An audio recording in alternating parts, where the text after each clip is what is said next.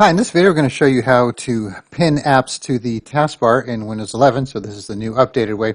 So before, if you wanted to do such a thing, you'd have to do a little trick that we have another video for, such as open the program you want, then right-click on it while it's open, pin to taskbar, and then you could close it and it'll still be pinned, just like that.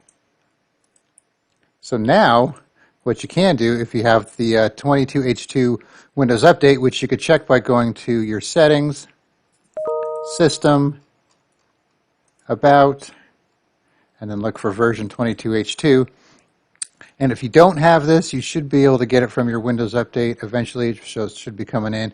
And if not, we have a video on how to manually install this update. So if you want to get ahead of the game, you could try that. So I'll put a link in the description for that. So now with the 22H2 update, you could simply drag and drop, and where it says link, just let go, and you have it there.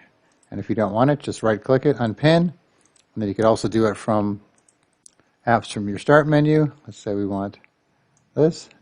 Just drag it and drop it, just like that. So much easier than having to do the first way I showed you. So I guess Microsoft was listening, and they enabled that feature so to make it easy to pin your apps to the taskbar.